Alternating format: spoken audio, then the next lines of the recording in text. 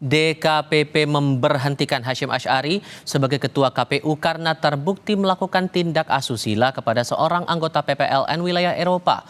Hari ini Komisioner KPU Muhammad Afifuddin ditunjuk sebagai pelaksana tugas Ketua KPU. Kami akan berbincang bersama dengan dosen HTN maksud saya dan peneliti Posdem Universitas Andalas Ferry Amsari dan Ketua Komnas Perempuan Andi Yentriani. Selamat sore semuanya, apa kabar? Sore. Salam Indonesia yang Bhinneka untuk kita semua.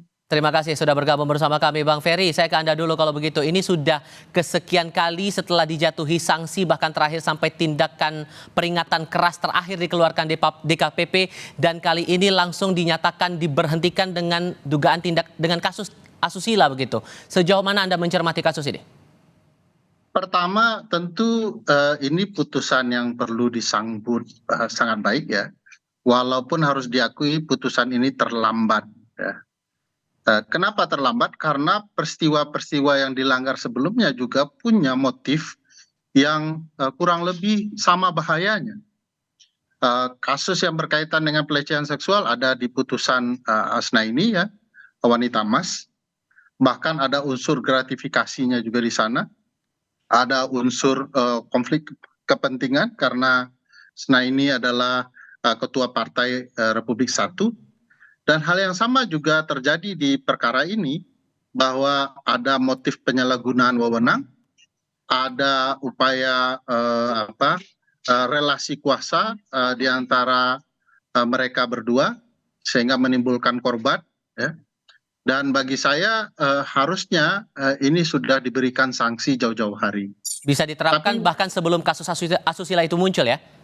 Iya, ya. Jadi ada kasus-kasus yang bisa kita lihat sebagai perbuatan yang sudah bisa memberhentikan Mas Hasyim. Setelah kasus Asnaini itu kan kita kenal putusan sanksi keras terakhir ya, peringatan keras terakhir. Yang tidak pernah berakhir ya, peringatan keras terakhir 1, 2, 3, 4 gitu ya. Yang harusnya kalau peringatan keras terakhir ya sudah terakhir, tidak ada lagi perbuatan lain. Kalau perbuatan lain dilakukan syaratnya dia harus berhenti. Tapi oleh DKPP ini dibuat berseri ya, seolah-olah tidak ada satupun yang bisa menyentuh perbuatan Mas Hasyim yang dianggap melanggar.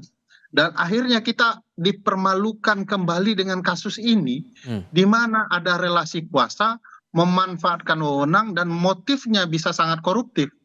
Kita harus bertanya, apakah perjalanan dari Indonesia ke Den Haag atau ke Belanda untuk memberikan pengantar, motifnya betul-betul bicara kepemiluan atau sedang mendekati seseorang?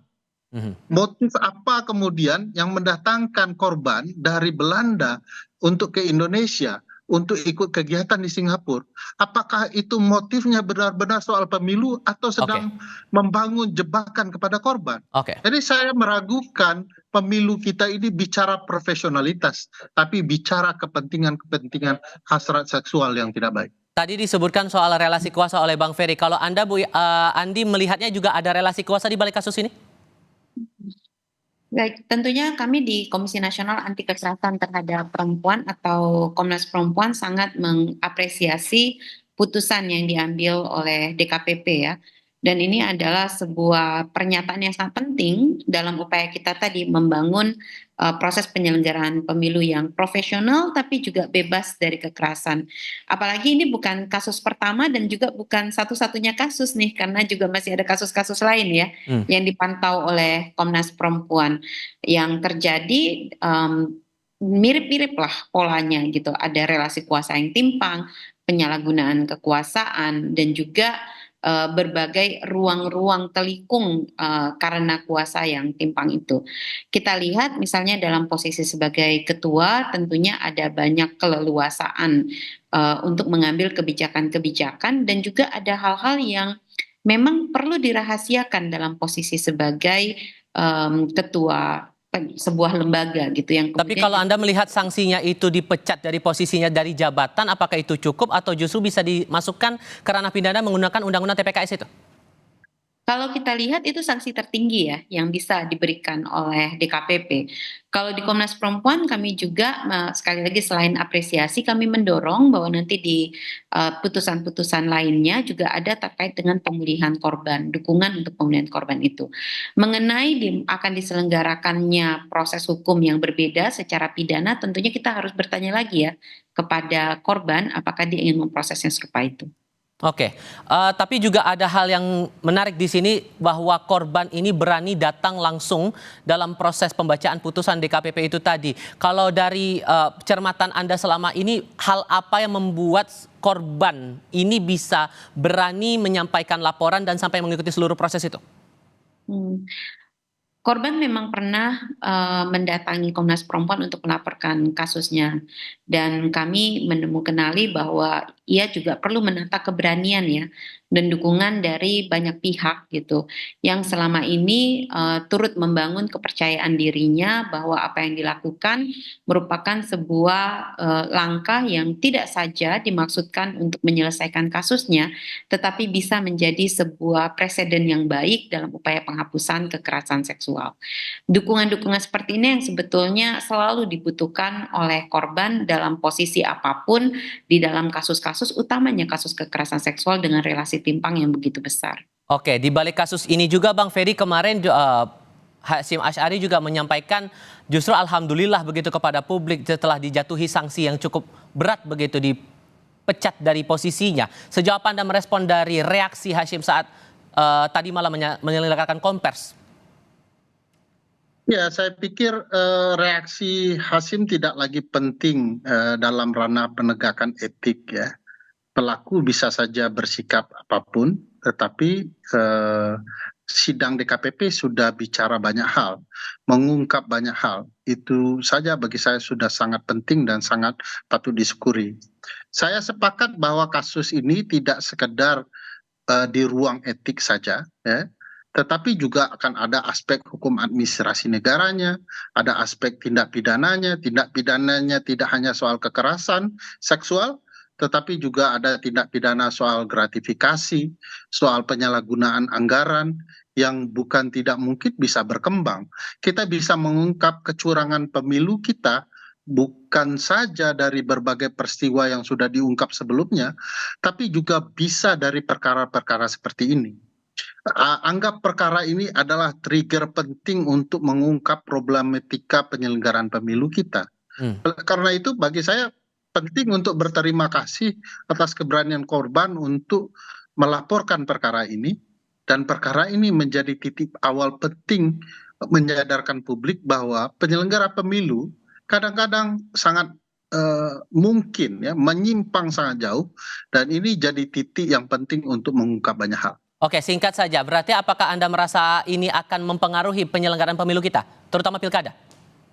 Ya, tunggu, ini perlu hati-hati direspon. Pertama, begini, proses penyelenggaraan pilkada itu sudah berjalan dengan prosedur tertentu. Titik sentral penyelenggaraan pemilu kepala daerah ada di KPUD, di KPU daerah. Tugas KPU RI hanya supervisi dan lain-lain ya untuk memastikan penyelenggaraan benar dan baik. Jadi kalau kita kaitkan akan mengganggu proses penyelenggaraan tentu tidak akan sejauh itu. Tapi marwah penyelenggara pasti terganggu.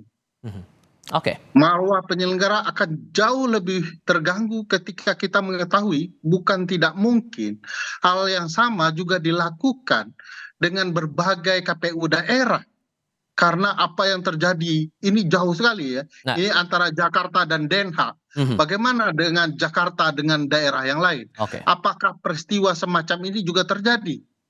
Karena mungkin saja korban belum berani bicara. Itu dia. Terakhir untuk terakhir Bu Andi, Anda melihat kasus ini pelajaran apa yang perlu dipetik untuk bisa jangan sampai terjadi hal yang sama? Tapi betul yang disampaikan oleh Mas Ferry ini, karena kasus-kasus yang terjadi melibatkan penyelenggara pemilu itu tidak hanya di KPU pusat ya, tapi juga ada di daerah. Sekurang-kurangnya ada 2 kasus yang selain tadi kasus yang langsung terkait dengan ketua KPU, ada 2 kasus lainnya.